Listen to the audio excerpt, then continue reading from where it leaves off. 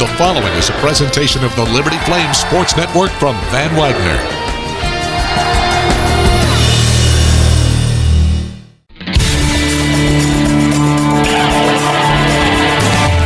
Broadcasting from the campus of Liberty University in Lynchburg, Virginia, the Liberty Flames Women's Basketball Show is on the air. Your chance to hear from Liberty Women's Basketball head coach Carey Green comes your way on the Liberty Flames Sports Network from Van Wagner.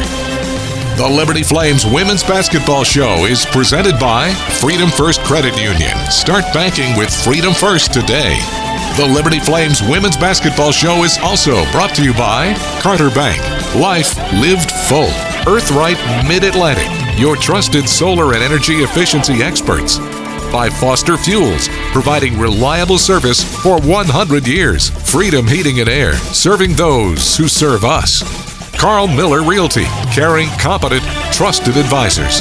Lynchburg Nissan, nobody beats our prices. Nobody. Sentry Exteriors, experience and quality you can trust. Schedule a free estimate at sentryexteriors.com. And by Thompson Brooks Insurance, planning today for tomorrow. The Hodges with 5 at the top of the arc. She dumps it inside to Smuda. Smuda scoops to the hoop and scores.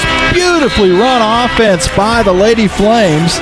Now let's talk Liberty Flames women's basketball. Here's your host, the voice of the Lady Flames, Jamie Hall. Welcome back into this week's Liberty Flames women's basketball show. We're now joined by Lady Flames senior guard Emma Hess. And Emma, that doesn't even sound right. I mean, the guard part sounds right. The senior part doesn't sound right at all. I feel like we were just introducing you as a freshman, and now it's time to say this is your, the last first game, the last this, the last that. It's just, hopefully, I get more emotional maybe than you guys do, but it seems like time's kind of flown by here. Yeah, I blinked and now we're here starting all of my last firsts. When you came in, COVID was, it was in the tail end of it, but you still had to deal with a lot of that stuff your first year. Yeah, I sat out of, I think maybe at least 2 games because of people testing positive on the team, and then just like what was it, the tracing, the contact tracing or whatever. So it was definitely still a thing. I had to get tested every week, so those terrible times.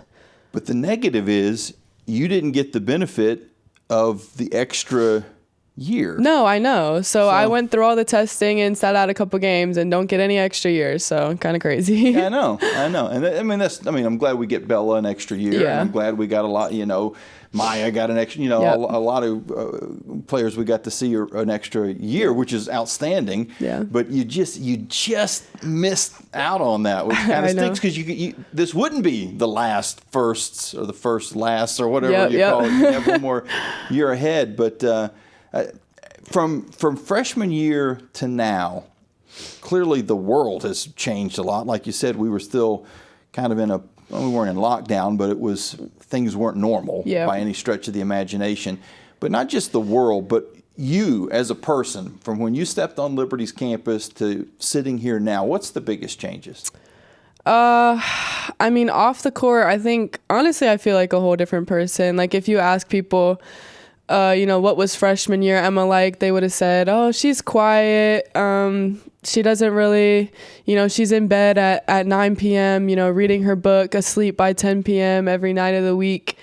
She's kind of stays to herself. But like, if you ask people now, like, I'm probably one of the most like outgoing in our little team setting. I like to, have fun with my teammates. I like to hang out with people. And so it's just like a complete turnaround from freshman year to now. A specific person that kind of brought you out of your shell, or was it just time?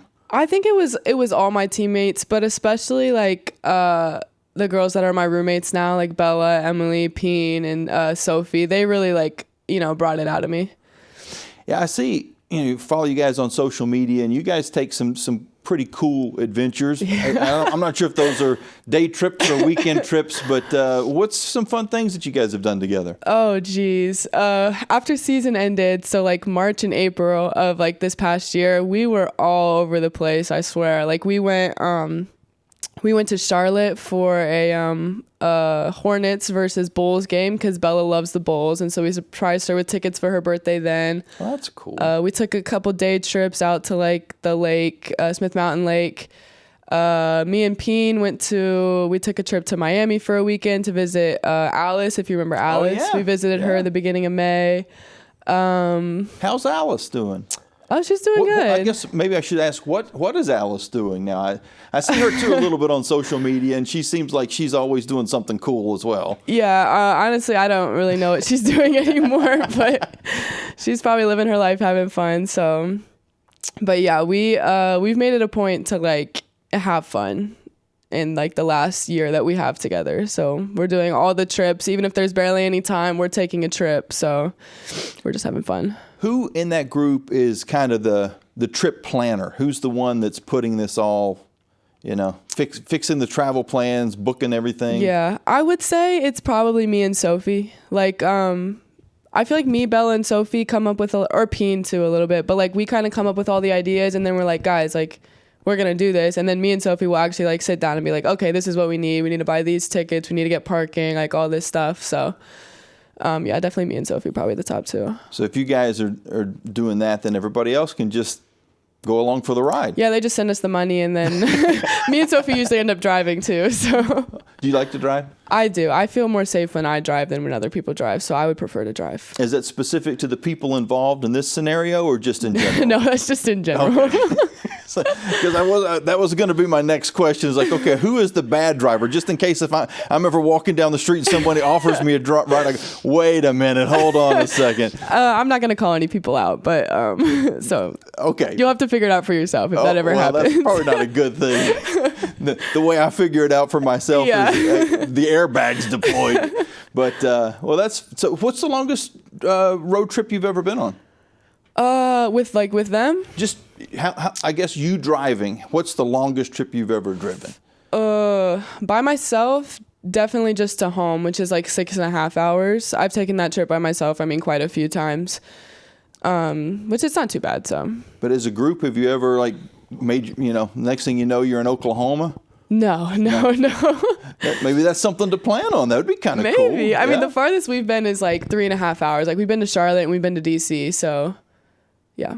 I've got a buddy that is a big baseball fan, loves minor league ballparks, and so his summer is he will plot a different part of the country. And so far he's picked places that he can leave Lynchburg and drive to and go and I'm sure it's going to get to a point where it's going to be California or Nevada or something like that, and he's going to have to fly and then drive. But so far he's done some pretty lengthy trips, but there's a purpose. He's hit this place, then you go to this place, and this game's on this night. Yeah. And so do you see yourself ever doing something like that? Maybe not for baseball, but just maybe national parks or whatever. My family was talking about taking a trip out west in like a van and like kind of hitting spots like that, but I don't know if I would ever do that, just like me personally.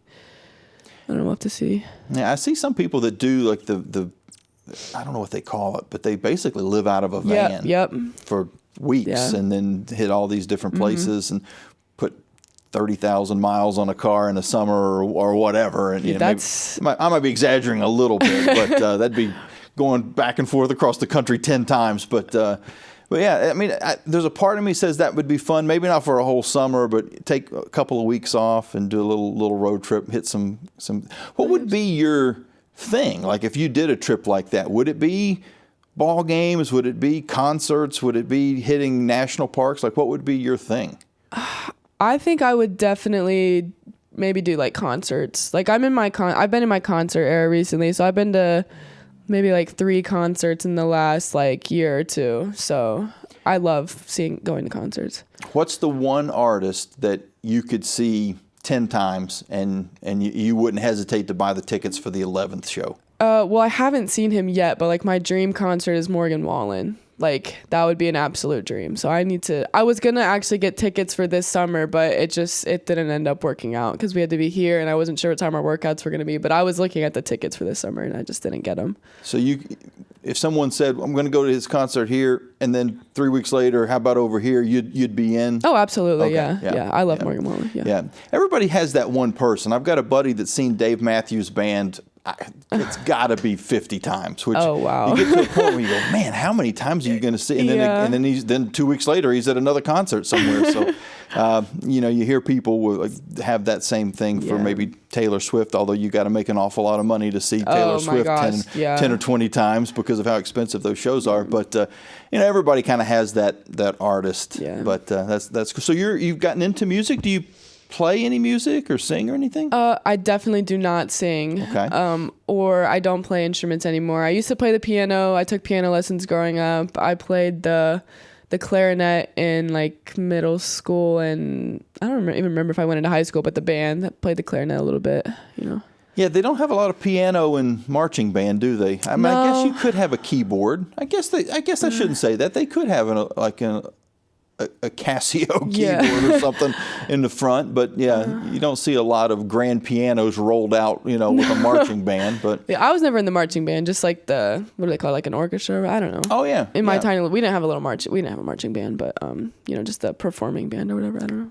That's cool. So was there an influence in your family that got you into music when you were younger, or was it just something that you picked up on yourself? No, I don't remember why I started taking piano lessons. I don't know if my mom made me do it or what, but I kind of quit that pretty quickly. And then I only played the clarinet because we had to play either in the band or sing in the choir. And I was like, I don't really want to sing, so I'll play an instrument. So as many things often are, there's not a choice involved in the beginning, Yeah. and then you kind of get into it and you enjoy it. And so, Yeah. I kind of wish somebody would have forced me into the musical side of thing when I was a kid. I did other stuff, other activities, but I never really got into music. And now it's what's the saying? It's hard to teach an old dog new tricks. And so as you get Yep. older, it's a lot harder to learn stuff like Yeah. that than you would be when you're 5 to 10 years old and you're soaking everything in. So. We haven't even talked about basketball yet. We've talked know. about everything else. Who got you into basketball? I don't even know if I've ever asked you that question. I don't know if there was necessarily a person. I think my parents just put me in it like when I was young. Like I started playing, kindergarten, first grade, and I never stopped. So Who was your rival? Who? Everybody kind of has that when they were growing up. I would think somebody that you go. I've got a buddy that I can remember to this day what our record is against each other 1-on-1. Do you have somebody like that? I don't. I mean, we had like rival high school teams that I like remember, but I don't know if I necessarily had like a specific person that I would like rival against. So no neighborhood games? I mean, we definitely had neighborhood games. I grew up next to 2 boys and we played together all the time, but I don't remember. We definitely had a running series, but I don't remember what the count was. I probably shouldn't tell this story because this isn't one of the better sides of my personality. And I don't think we applied the rules correctly either. But we were playing a backyard game and we were down by 4. And I knew we had the ball, we had possession, and we kept a clock. We actually did it like a yeah. time. And there wasn't enough time to get 4 points. And so I got in a little scrap with my friend. And we even had a referee for this. This is how crazy we were. Gosh. So we had a referee and, inbound the ball, something, and we kind of got into it. And so I sort of, instigated a little bit. We didn't punch each other, but we got into it enough that the referee, my buddy Robbie, called a double technical. Now, really, neither of us should have shot free throws. It should have just washed out. Yeah. But I thought, well, if he misses his free throws and I hit my free throws and we'll have the ball, we'll have a chance to win the game. And sure enough, he missed his 2 free throws. I hit the 2 free throws. We inbounded the ball, hit a 3 at the buzzer, and we won by 1. But I had to start a fight with my friend Bill in order to accomplish this. So that's not something I'm proud of, but that was kind of what I was getting at. Like, were there ever any, heated games in the neighborhood? I don't think so. I can't remember anything happening like that. No. Well, you're a better person than I am, too, so that's probably part of that. Okay, we got to see your area of Ohio when we were playing in Xenia at the Athletes in Action, and your high school campus was very close to their campus, and you said even shared facilities. So how cool was it to be able to go home? I mean, it was surreal, really. It all felt like a dream, it just went by so fast, but I just at some point I was like looking out into the crowd, and I pretty like on the side that was like behind the benches, I pretty much knew like most of the people in that crowd. And it was kind of weird because I was seeing some people and I was like, I mean, thanks for being here, but like, I barely know you. But like, it was really cool seeing like a ton of people that I knew. It was just awesome. They were just looking for some entertainment on a Monday. Yeah. You know, not many times you get a Monday afternoon matinee basketball game. So, it had to feel like it was a high school game all over again. I know, and I think it was pretty much sold out, wasn't it? Yeah. And it was full, and it was loud, so it was really fun. Yeah, a lot of players get to go home. Coaches usually try to schedule a game. You know, we played in Seattle, which was about as close as we could get Emily to home without going into Canada and finding a team. You know, Bella's going to be up fairly close to home when we play Towson, but not many people get to actually play. And of course, that gym wasn't there when you were in high school, but across the street from your school on a campus where you played soccer, and so that's about as close to home as you could possibly get. And the team got to eat at your home as well. Yeah, they did. That was really fun. I think everybody really enjoyed the time that was spent there. And your family, I'm sure, was loving they loved cater it. to everybody. My mom ate that up, so, you know, she had a great time. My whole family did. That's awesome. Well, we're going to take a quick break. When we come back, we're going to finish up our conversation with Emma Hess, and I promise we'll actually talk Liberty Lady Flames basketball at some point during the show. Back with more after this.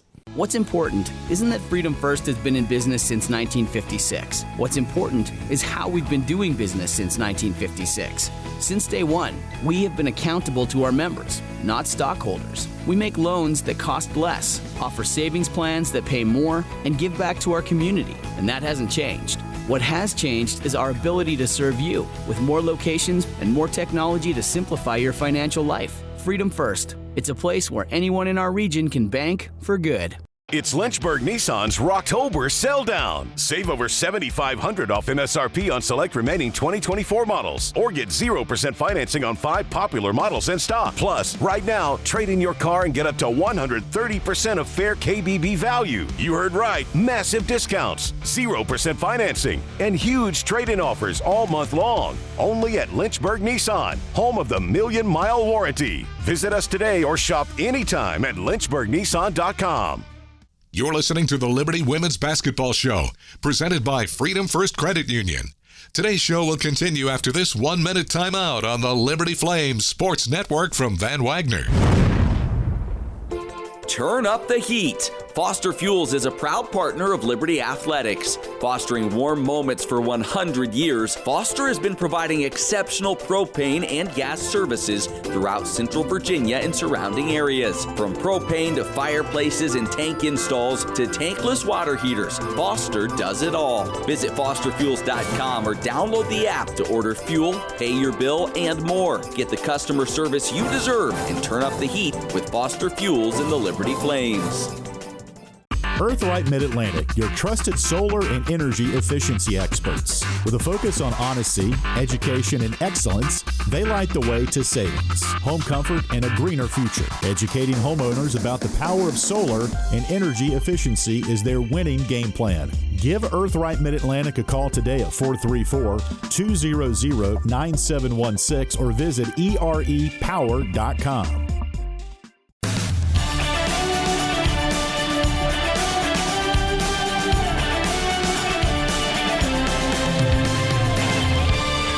Welcome back into this thing. Take two. Try that again. I need to come up with like a blooper reel. Welcome back into the Liberty Flames Women's Basketball Show. We're here with Emma Hess. And Emma, we've talked about everything. Well, I guess we talked about backyard basketball. We talked a little bit about the trip up to Xenia for the game against Valpo, which was a nice win. Yep. Played Duke, that didn't go as well, and then you played Cal Baptist, and you guys really, you played, I don't want to say a perfect game, but it would have been hard to play much better than you guys did against Cal Baptist. Is that encouraging to have an all-together performance this early in the season? Yeah, that was super encouraging. I thought, this is going to sound mean, but I thought Cal Baptist was going to give us like a little more resistance. So either like we just played really well or they didn't have a great game. Might have been a little bit of both, but that was just really encouraging to see us as a team play like that. Everybody got involved. You know, I think that was kind of the question mark this season, was going to be that second unit that comes in. The starters, you guys, for the most part, were the starters last year. You played a lot of the minutes last year. But the second unit was the question, and they probably played like you would expect. That doesn't, not to be mean, but just they played how you would have expected in the first two games. And then they kind of came into their own against Cal Baptist too. So Coach Hess, tell me how the second unit's been doing. They've been doing great, honestly. I mean, when you throw together, let me think. Emily and Anna are the only kind of vets in that group. So when you have a lot of new people, it's kind of hard to build that chemistry. And I think they're doing a good job growing in practice. And they really do a good job of pushing us in practice as well, pushing the first group to be their best. So the second group's coming along really well. And it's really good to see, because we're going to need that once we get deeper into conference and we're having to play, game, day off game, like almost back-to-back games like that. We're going to need that help from the bench. Who of the new players reminds you of you the most? Definitely Avery. I love Avery, but she shoots it really well, and she passes and dribbles better than I do, but I think I shoot it better than she does. But I think she reminds me a lot of me. And for those that maybe don't know your game, what does that mean to you? Like, when somebody says, because we have this thing among my group of friends, if you pull an Eric, that means something. If you pull a Joe, that means something. If you pull a Jamie, that means something. Not necessarily something good, but it means something. What does it mean if somebody says, "Oh man, they're Hessy"? That's actually funny, because that Ify calls me that sometimes. Hessy, oh really? Yeah. That's kind of a hockey thing to put a Y at the end of your last name. She's the only one that calls me that, and she's only called me that a couple times. But anyways, definitely that you shoot the ball well, but also that you're just smooth. Like, I feel like I just have a smooth game. Like, I kind of play like a hooper, like I look like I hoop. So I think that would be it. You have an upright game, and let me explain that. I think the more upright you are as you're playing, the more of the court you see, which you played soccer. Do you remember Valderrama? He was probably long retired when you were playing, but you might have seen some old highlights. He had the best posture of a soccer player, and it almost looked strange the way he would go around, but he could see, and his ability to pass was unmatched. Yeah. Do you feel like as you've played more and more basketball that your court vision and your court awareness and that IQ has increased as well? Oh, definitely, 100%. I've always felt like I have good basketball IQ, but I feel like even just starting out these first couple of games, I feel like I haven't had many turnovers, and I've had a decent amount of assists. So I think that part of my game has definitely grown from freshman year to now. And that's tough. I mean, that's tough for a shooter, because you're supposed to shoot. When you get the ball, if you're open or even half open, you're expected to shoot the basketball. Yeah. So you're not really thinking pass first, but in the offense that you guys run, one extra pass sometimes instead of a half open three turns into a wide open layup. So has that been a kind of an adjustment as well from high school to college?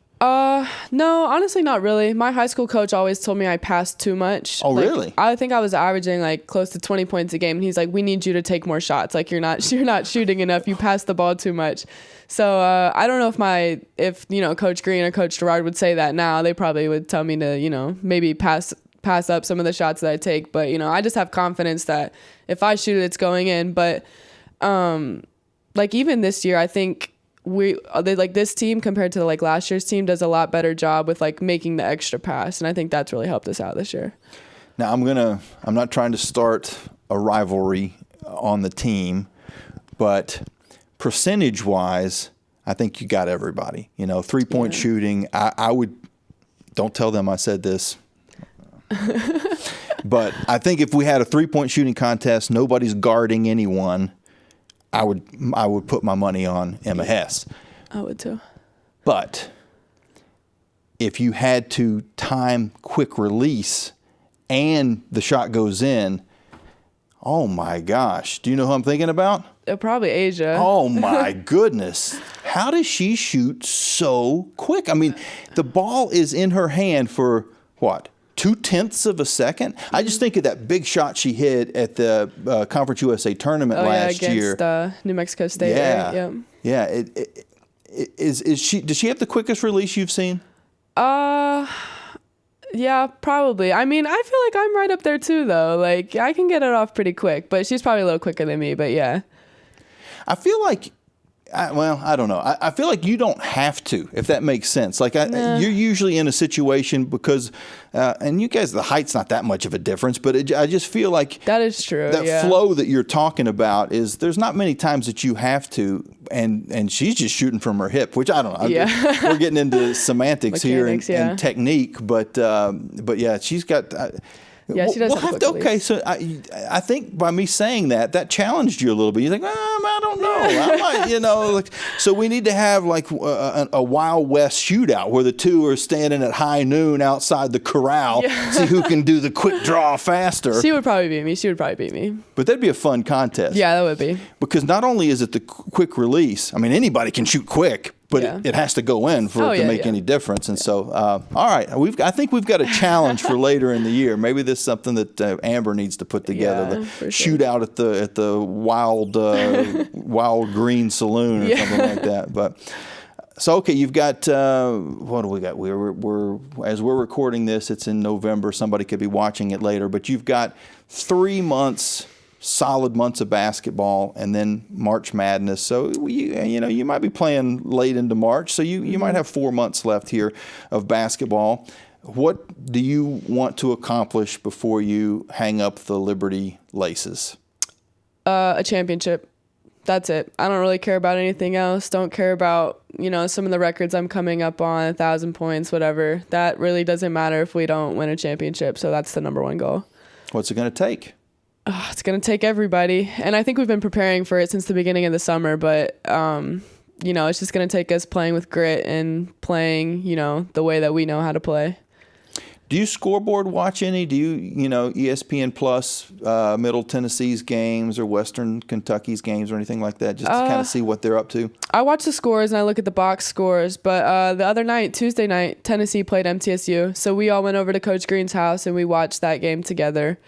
That was a really eye-opening game to see, both Tennessee, who were going to play on Saturday, and then, starting to prep for MTSU. So that was a great game to scout.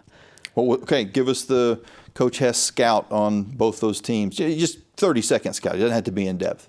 Tennessee, they pressed the entire game, run and jump, so we can't turn the ball over, and we got to rebound because they're going to crash the boards like Duke did. They're just super athletic.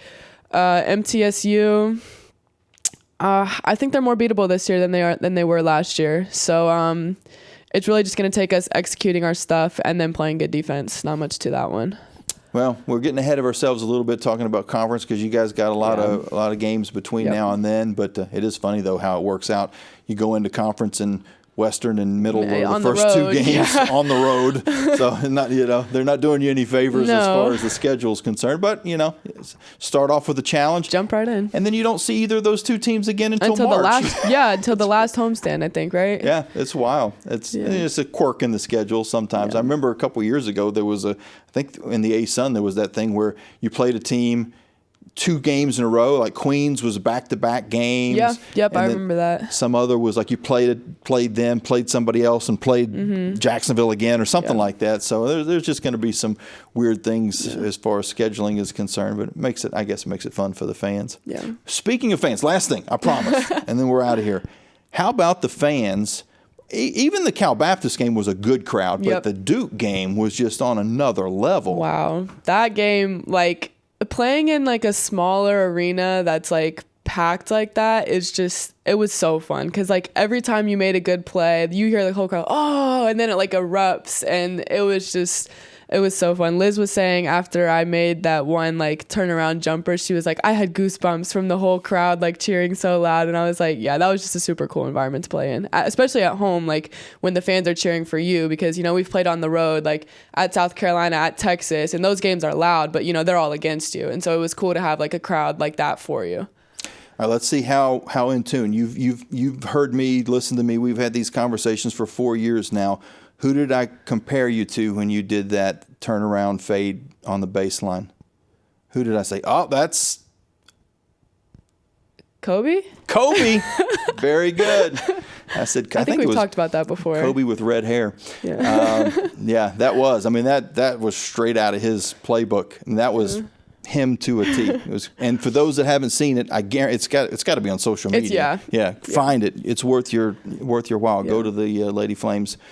Probably Instagram page, probably the quickest way to find it. But always fun to catch up. I hate that I missed your family while we were up in Ohio. Yeah. Was little Clayton there? No, he wasn't. Okay. He wasn't. I'm hoping they come to a game soon, though, so we can see him again. He's my buddy. He came over and did some selfies. And next time he's in, we'll have to put the headset on him, too. Oh, so, yes. I think he would love that. Take a picture with him, future broadcaster. Remind everybody who Clayton is your... He's my little cousin. Right. Yep, little cousin. That's awesome. Yeah. Well, great start to your senior year, but let's go to another level. Yes. You're going to breeze past 1,000 points, get as many points as you can, and win as many games as you can. And then, like I said, let's cut down some nets in March. Yep. That was Emma Hess on this week's Liberty Flames Women's Basketball Show. We'll take a break. When we come back, we'll have head coach Carey Green. At Carter Bank, we believe life is best lived full of opportunities and dreams, of goals achieved and promises kept. We've been creating opportunities for more people and businesses to prosper since 1974. That means great local lending, convenient access to your money, accounts and guidance that make it easier to get more done. We are Carter Bank, the preferred community bank of Liberty Flames Athletics. Visit carterbank.com to learn more. Member FDIC, Equal Opportunity Lender.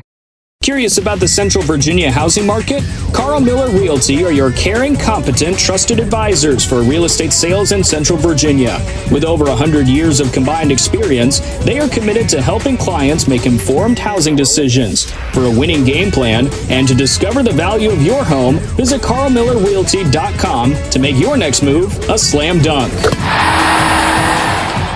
You're listening to the Liberty Women's Basketball Show, presented by Freedom First Credit Union. Today's show will continue after this 1-minute timeout on the Liberty Flames Sports Network from Van Wagner. Thompson Brooks Insurance has been serving Virginia for over 40 years, helping individuals and businesses with their insurance and investment needs. The team at Thompson Brooks is experienced in understanding life and health insurance, Medicare, and retirement planning. Thompson Brooks Insurance can be reached at 434-385-8500 or online at thompsonbrooksinsurance.com. Thompson Brooks Insurance, planning today for tomorrow. Century Exteriors offers exterior home renovations, including but not limited to gutters, roofing, siding, home additions, and much more. Century Exteriors makes the process seamless. Call 434-239-6722 for a free on-site estimate or visit centuryexteriors.com and Century Exteriors on Facebook and Instagram. Century Exteriors is a proud supporter of Liberty Flames Athletics.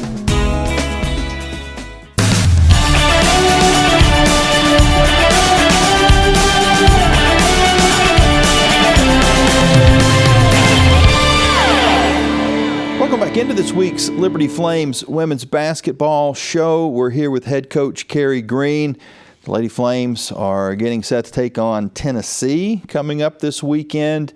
Coach, Tennessee has a special place, well, for both of us. I went to high school about 45 minutes north of the University of Tennessee in Claiborne County. You were all over East Tennessee. Your mom still lives not too far from the UT campus, so a little bit of a homecoming. Yeah, Jamie, our home is only about 20 minutes away from the University of Tennessee, and we live in Blount County, which is just across the river, and it's an easy drive to get on campus. And I've got a younger brother's got his doctorate degree from University of Tennessee, and I've got my master's degree from University of Tennessee. So, you live in East Tennessee, you dream of the Big Orange, and you always want to play for the Big Orange, or you go to a Big Orange baseball, basketball, football game or something. So, deep roots there. I think when college basketball fans think of the 80s and 90s, they think of Pat Summitt, they think of UT. After that, you probably think of UConn in the late 90s and early, into the 2000s. And then now you probably think of South Carolina because of the success that they've had. But UT was the original dynasty. I mean, they were women's basketball. So from that standpoint, I know a lot of the girls on this team weren't alive for those Tennessee championships, most of them, maybe the final one, but most of them they probably wouldn't have been. Have you talked to them a little bit about the history of Tennessee women's basketball and how amazing it would be to go on their home court and beat them? No, really we haven't. I think it's instilled in them that they know Tennessee's got great tradition. They may not know the details as you were talking about. You look back and you have some programs that were just outstanding. La Tech, and as you're saying, Tennessee is one of the premier dynasties, and they've got a winning tradition. They got a tradition of a national championship top team, and our girls in this generation, it's all about them, so to speak, and you're easily forgotten, your success, and it's a premier program that has premier support, and I know they want to turn things around with South Carolina sort of dominating the Southeastern Conference. That's their place, what they think that they should be, and they made some coaching changes and different style of play, and it's interesting, and again, they're expecting to win, and they've I think they're 3-0 right now, or maybe 4-0, but got a great tradition of success. Assistant coach Emma Hess, I say that jokingly, obviously, gave us a little bit of a scout on both Tennessee and Middle Tennessee because they played earlier in the week, and she said you got to watch turnovers and they're going to press you a lot. Did she hit the nail on the head as far as her volunteer scout? Yeah, the team came over. We had a watch party where they came over and we watched the game on Tuesday. I think they played, and the entire team was there watching the game. And we'd already started talking about the scouting and what they do, and traditionally they're a great rebounding team. So there's three major points there. One, you got to be able to handle their pressure, their defense. They're going to crash the boards, and you got to execute your stuff. And sometimes they're gambling. They're gambling a lot on defense, and it's been said by their coaching staff, or they want 20 more possessions. They want 20 offensive rebounds, and wow. Yes, and they want to put it up, and it's crazy against Middle Tennessee, and I think is a pretty good defensive team. Tennessee shot 42 three-pointers, set a new record for shooting threes. So they're going to spread you out. They won't play a fast game. You better be alert of who you're guarding, because they're subbing in from a minute and a half to 3 to 4 minutes. Another group is coming in. So that's what they're trying to do: speed you up, turn you over, get more shots. Get shots off of offensive rebounds and take quick shots so the shot clock is shortened and there'll be more possessions for everybody. Tennessee kind of, we talk about the Caitlin Clark effect in women's basketball the last year. Attendance has gone up at just about every level. We saw it in the WNBA. We saw it in the, of course, the Final Four usually does pretty good anyway, but all throughout women's basketball last year, the numbers are going up. We saw an outstanding crowd when you guys played Duke last week, and not a bad crowd when you played Cal Baptist on Saturday. But Tennessee, they didn't need the Caitlin Clark effect. They were putting 10, 20,000 people at sometimes when they would have those sellout games back in the day. So the volunteer faithful come out for women's basketball. So you're in for an exciting environment, but also an intimidating environment. Yeah, that tradition, national championship tradition, is still there. When you walk into the gym, there's some youthfulness and some new energy from some new family fans, but the tradition has kept what I call the adult or mature audience is still there, and they love their Lady Vols. Do you do anything different going into a game? I mean, there's so many different environments you can play, and not trying to call out any specific team, but let's go back to an old conference. You go to Winthrop Coliseum, and there's 5,500 empty seats and 200 loud fans, but in a big arena, it's pretty cavernous, and so there's no real fan factor. And then you go to someplace else, and it might be like what we'll see against Tennessee. It'll be loud, and you'll have a harder time communicating. So do you do anything different leading up to a game like this?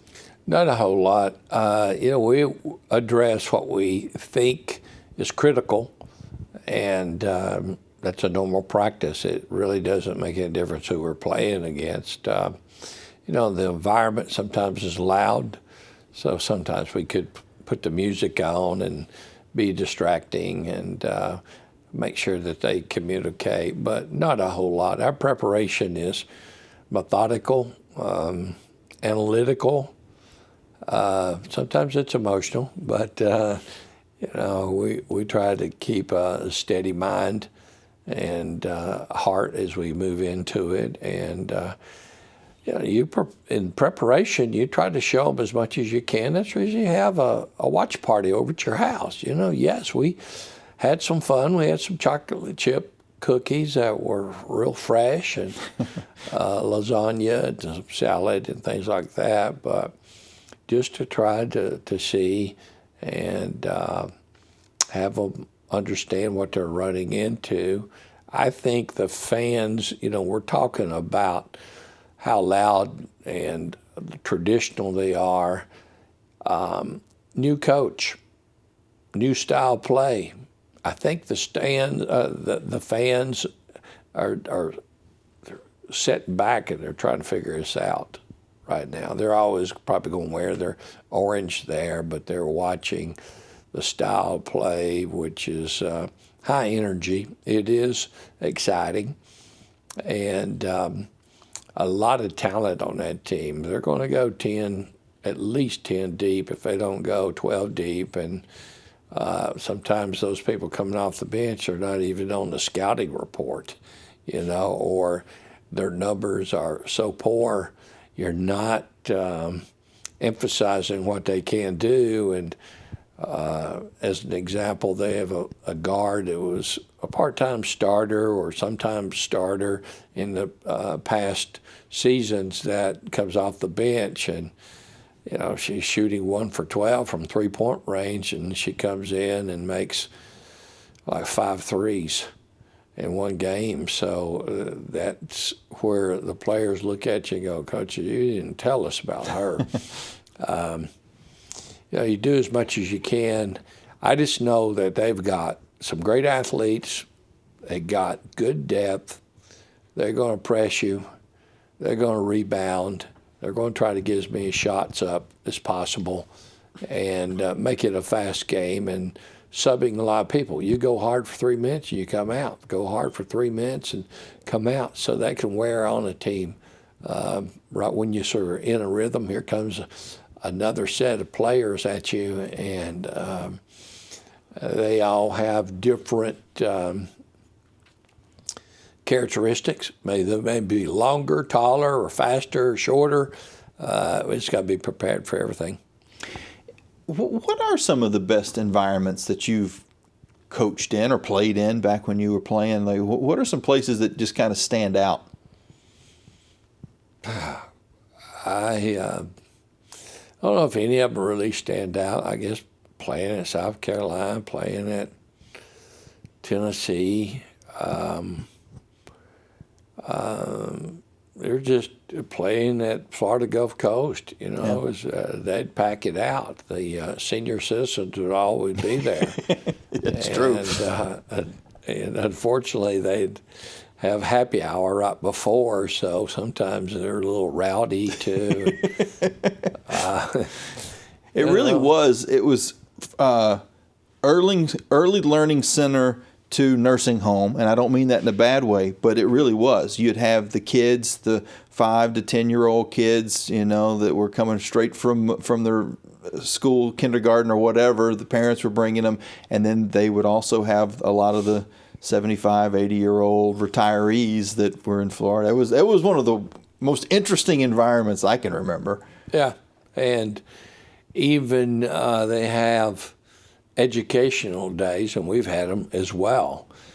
And man, it just changes the whole environment. I mean, I sort of laugh when we're on the road and we score first and the fans go crazy. The little girls and little boys are just screaming for us, like not against us, but they just saw a basket be made. And so they're excited, even though they're getting excited for what you would call the wrong team. Right. It's interesting. And I can't say, you know, I've been blessed enough. I've been in some great environments, Ohio State and, you know, Philadelphia and the Plestra, you know, just, you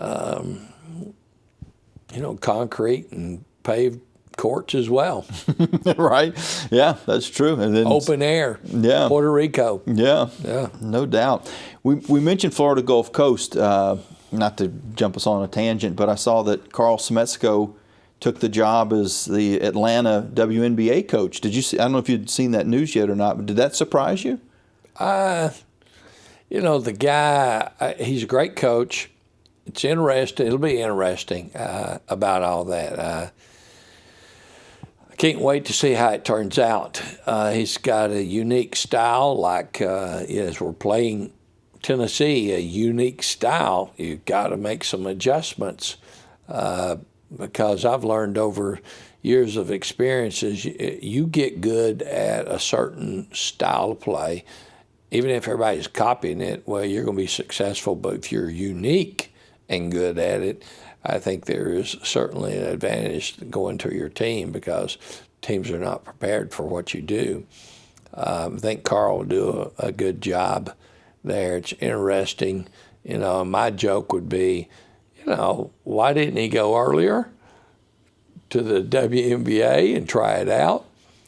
The other part would be, oh, you're 0-2 this year, so now you want to skip out. So it's interesting. I don't know if you read. I didn't. He's 0-2. Is he finishing up the season and going, or is he leaving next week, packing up and going? It'll be interesting how that sort of plays out. But, you know, he's a good coach. I'm pulling for him, and it'll be interesting if his style can play can fit in the WNBA. Well, I'd be remiss if we didn't finish up the show talking a little bit about the Cal Baptist game because it was, and I know it's too early in the season to say a complete game, but it was a solid effort. And it's nice. It doesn't often happen 3 games into the year that you're looking down the stat sheet and you're going, everybody got involved, all units, the second unit, the second and a half unit, like everybody got a ton of minutes and played a very good team because the Cal Baptist team that went to the NCAA tournament a year ago and you know, for lack of a better term, you blew them out. I mean, you know, you played about as well against them as you would have hoped, I would think. Yeah, James, it's always a pleasure if everybody can get in the game and everybody can compete on a high level and execute your offense, your defense. And we came out in the first 2 quarters really well, and we were able to play a lot of people and keep the rhythm going. And yet there's some things we still learned. I mean, when you really put third quarter and fourth quarter together, we beat them by 2 points. Okay, but a lot of people played and a lot of people got opportunities, but we did win by 2 points in the third and fourth quarter combined. I think we tied in the third quarter and beat them in the fourth quarter by 2 points. So, yeah, yes, I'm a coach that's not always pleased with everything, even in a win, but it was certainly a great time at halftime. And not that I was disappointed at the end of the game, but there's still some areas to be consistent at. And it was great to get a lot of people in the game, and it was a great win. And once again, the fans were great there, just like they were at the Duke game. So hopefully this will continue on with our Flames Nation and our community come in and see how excited these young ladies are, and they're working hard.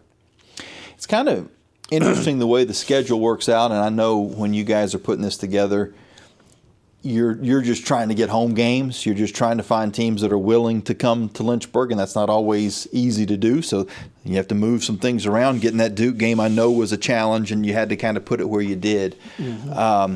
But you have a busy first week, 3 games in the first week of the season, and then the next 2 weeks, not a lot. Tennessee, not a lot.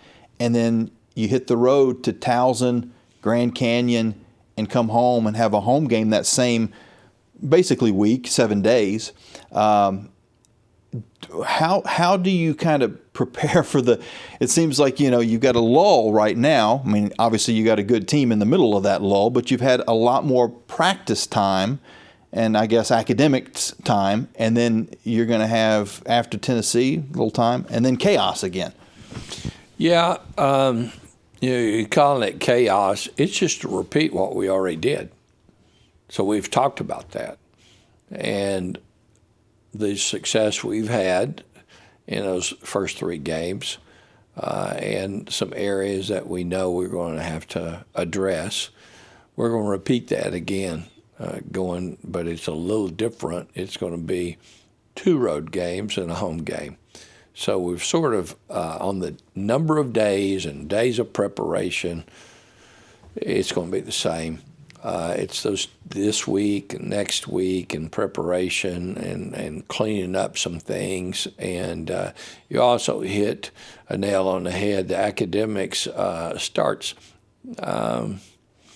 stressing the girls out a little bit. They've got one more paper, or they're behind on a paper, or they got a big final coming up. And so these 2 weeks, even though we don't have games overall, it's going to help the players to be able to knock out their academics and then relax and focus a little bit more on their basketball.